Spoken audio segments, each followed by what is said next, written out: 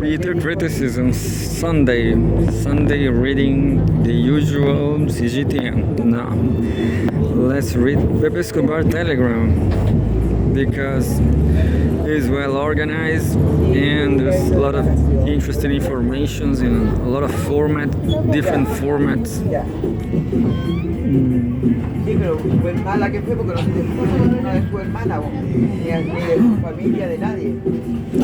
21 new posts I didn't saw. Boom Boom Tel Aviv, Iran women rock version. later. Just keep it the wardens of dementia to hit Gastro Haven.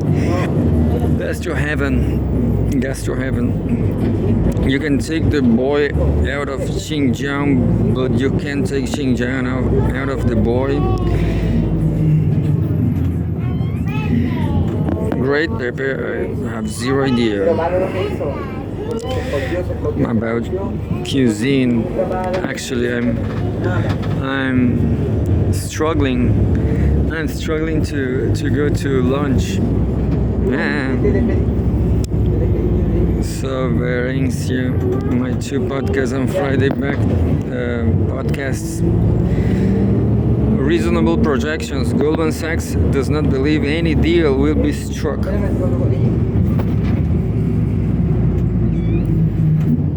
And Ben crude oil price 6-week disruption baseline, 10-week disruption, no production scaring, 10-week disruption, production scaring. There's some disruption projections.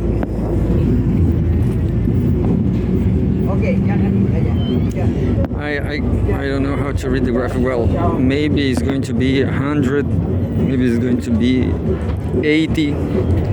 Nobody knows. Oh, 160. 10-week disruption production scaring. Let's say the oil in 2026 is expensive. It's almost 120.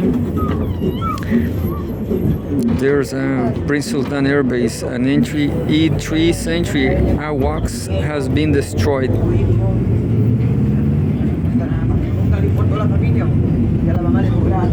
Some accident over there. Geopolitical, Spanish El Enigma, Irán, Estados Unidos, EAU y EU, Pakistan. Just a small reminder of the US war planners. Seems like none of them have any map at hand.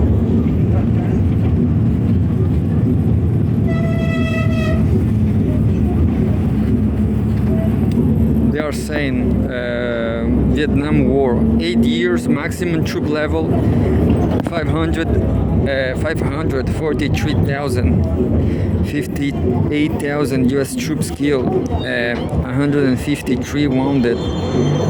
Battle of Okinawa, 82 days, max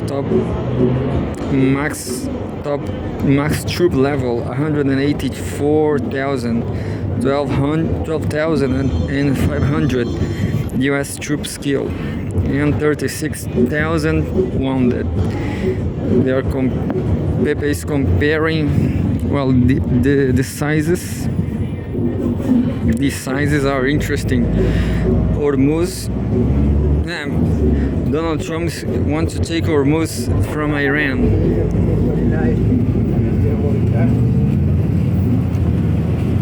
What Pepe is saying is that this war will take 10 years and they're going to lose. I guess Trump just quit. Trump just quit of everything. This is my column on the war that I would like everyone to read. The next epigraph included. Quite rewarding to see some exceptional informed comments. Yes, for the majority of the planet, every day is Karbala. I'm going to read this.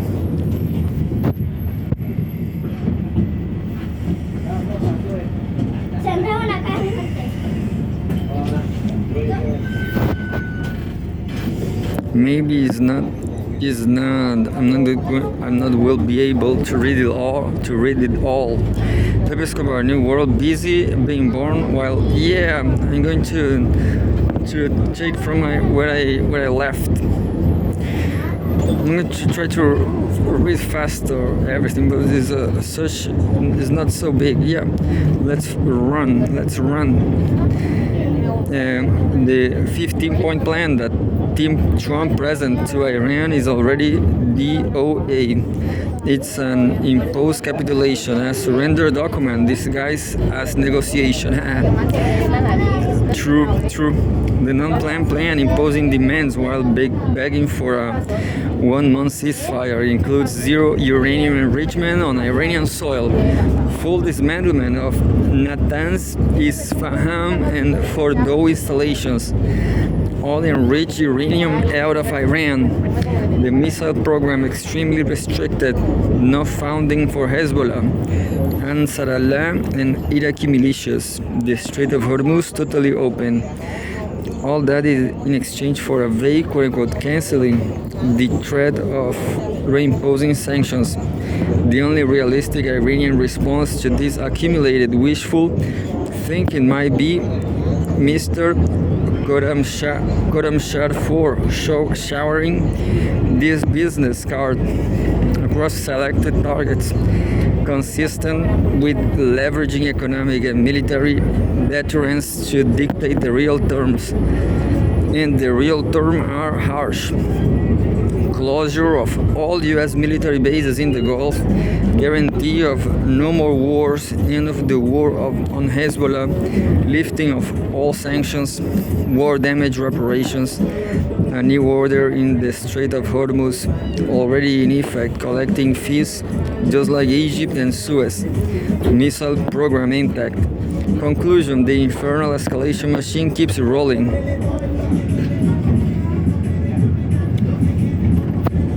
Members club with an entrance fee in Petro Yuan. Meanwhile, oil and gas prices are mired in a kaleidoscope of volatility affecting currencies, equities, commodities, supply chains, inflation scares. This is already an out-of-control global economic shock with devastating consequences in progress. Before the war, Iran was producing a little less of 1.1 million barrels of oil a day, sold at $65 a barrel with an $18 discount, thus in practice only $47 now. Iran has increased production to 1.5 million barrels a day, selling at $110 and counting, mostly to China, with a maximum $4 discount. Interesting, they are not selling cheap oil to China, neither. Not even to China.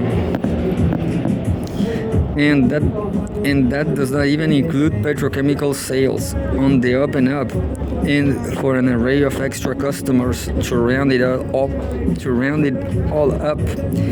All payments are conducted via alternative mechanisms, which brings us to a startling fact. For all practical purposes, this is sanctions relief in effect. Now for the holy grail in the war, the Strait of Hormuz. It is de facto open, but with a toll boat controlled by the IRGC, a toll boat with a twist, veto power over the gas list, like entering an exclusive private club. To get the IRGC the clearance, a tanker needs to pay the toll. $2 million per vessel. This is how it works. And you contact an IRGC linked broker. The broker relies to the IRGC the essential info: vessel's ownership, national flag, cargo manifest, destination, crew list as AIS transponder data. The IRGC runs background checks. If you are not US linked, not shipping any Israel linked cargo, and your flag is not part of quote unquote aggressor states you are in, Japan and South Korea, for instance, still have not been cleared. Then you pay the toll in cash, whatever currency you have, but preferably in yuan or in crypto. It's a complex mechanism. The IRGC uses multiple addresses, cross-chain bridges to other networks, over-the-counter desks in jurisdictions way beyond American reach, and integration with all sorts of yuan settlement channels. After the toll is paid, the IRGC issue VHF radio clearance complete with a specific time window linked to a narrow 5-mile nautical corridor to Iranian territorial waters between Kashim and Little Ladakh Island, where the IRGC Navy can visually identify your vessel. You are free to go. No need for an escort ship. All of the above applies for now to tankers from China, India, Pakistan, Turkey, Malaysia, Iraq, Bangladesh, Russia. Some don't need to pay the full toll. Some get exceptions on government-to-government basis, as in Sri Lanka and Thailand, both described as quote-unquote friendly nations, and some don't pay anything. So welcome to a members club with an entrance fee mostly in Petro Yuan. It took a single move from Iran to achieve what endless global summits could not: establishing an alternative settlement system under fire, tested under supreme stress, and on top of it, applied in the most consequential choke points on the planet. Each toll paid in Petro Yuan bypasses the petrodollar, SWIFTs, and US sanctions, and all in one go. The Iranian parliament will approve legislation institutionalizing the toll both as quote-unquote security compensation. No one saw this coming, and so fast. Legalized choke point monetization without firing a shot. This is what the de-dollarization trade is really all about. The problem is what is not transiting or most fertilizers. Over 49% of urea from exports come from the Persian Gulf. Ammonia needs natural gas, but Qatar declared force majeure after the Epstein syndicate attack on South Pars and the Iranian counter-strike. The IRGC is focused on oil because oil finances the toll boat, and long-term is at the heart of the post-dollar energy settlement system, fully supported by the Russian-China strategic partnership. So it's no wonder the empire of chaos and plunder has gone bonkers. In a flash, in 3 weeks, we have the Petro Yuan ruling over the de facto privatized most important naval connectivity corridor on the planet. So CENTCOM will go all out Terminator to demolish the tool boat, attempting everything from bombing IRGC installations along the coast and setting up naval escorts for allied tankers to a tsunami of sanctions on toll boat brokers. I was thinking about that. Hey, Iran is not playing fair. This is not liberalism. The world will be so much better in full liberalism, but that should include Cuba.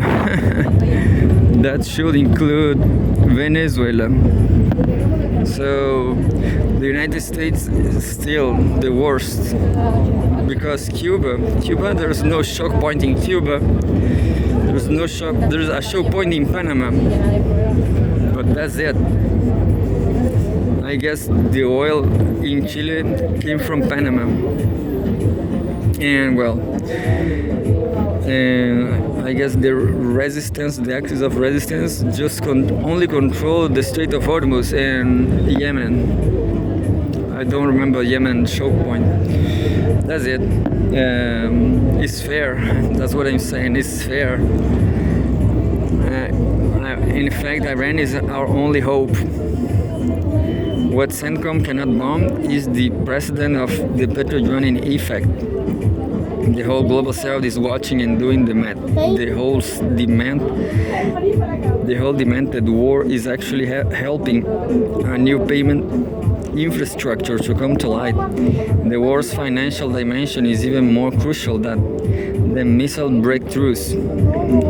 Had awaits the GCC. Qatar warned Trump 2.0 over and over again. That attack in Iran's energy infrastructure will destroy Doha's own energy infrastructure. That's exactly what happened. Qatar's energy minister in Kabaki revealed that he warned the U.S. Secretary of Energy, Chris Wright, as well as executives at ExxonMobil and ConocoPhillips day after day. To go avail, Qatar ended up losing 17% of its LNG capacity, $20 billion in lost revenue, and as many as 5 years to fix it. Al-Kaabi oil could hit $150 a barrel, and this war could, quote-unquote, break down the economies of the world. We reach absurdist territory when it's clear that striking Iran's south parts generated less than zero strategic advantage. On the contrary, the counterpunch hit the Persian Gulf energy sector, yet perversity actually rules. Who ultimately benefit? American gas companies. Iran is betting, and that is immensely ambitious, that the Gulf monarchies will eventually do the math. It's as if Tehran is making it quite clear. If you learn to do business with us, we will let you continue to do your own business. The new rules include everything from the GCC bypassing the petrodollar to getting rid of US data centers. That's interesting. And if the GCC wants a new security arrangement, better talk to China. All that while the GCC also has to learn how to deal with this oil shock permanently, repricing the risk premium on their energy supply. Structural reset does not even begin to describe it. As it stands, there's only one certainty: the GCC will be instrumental to the international financial system implosion, as it gets ready to pull at least $5 trillion out of the US market, so they may be able to fund their survival. Subtitle: The Long and Winding Petrogold Road. To sum it all up, after the attack on the Escobar'S gas field, the largest on the planet, and the toll boat in the Strait of Hormuz, its yuan gold settlements all across the spectrum that are giving the Russia-China strategic partnership an upper hand unthinkable only a few weeks ago. You know what Pepe didn't say about SIPs replacing SWIFT? Who knows? Maybe I'm going to read it again. The strategic partnership is locking in no less than a new rising global settlement mechanism where petro-yuan trades flow straight into physical gold. As Russia sells massive volumes of oil and gas not touched by the war on its ally Iran, China, as the top refiner, buys Russian energy while at the same time trying to support its Southeast Asian partners outside the US dollar. Russia is converting yuan payments into physical gold at the Shanghai Stock Exchange. Iran is accumulating yuan payments in Hormuz, boosting yuan oil contracts that are convertible to gold. And China is building overseas gold vaults and corridors. The new Primakov triangle, RIC, Russia, Iran, China, is in control via real physical energy and gold. So this is the major takeaway of the Epstein Syndicate war on Iran. Russia-China reached the Holy Grail, energy dominance, and a gold-backed yuan settlement that bypasses the petrodollar to kingdom come. For all practical purposes, the architecture set up by the quote-unquote indispensable nation, the US, since the 1990s, is showing structural cracks for everyone to see, with global markets updating every possible model variation in real time. It's as if the Persians had reinterpret Sun Tzu, Clausewitz, and Kutuzov, the conqueror of Napoleon, into a whole new hybrid. And as a bonus, accomplishing in only 3 weeks what years' worth of summits could not. The petrodollar is on the way out. Alternative payment systems are up and running, and the global south is watching in real time how the empire of endless bombing can be brought to a standstill by a decentralized war of attrition engineered by a sovereign nation with 1/5 of the imperial defense budget.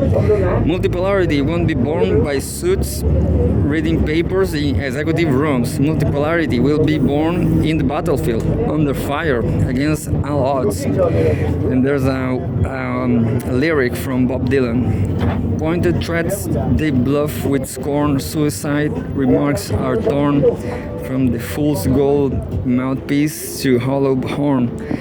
Plays wasted words proves to warn that the not busy being born is busy dying. and I forgot what I'm going to say about this. I forgot. I hope comes to Chile too. I hope.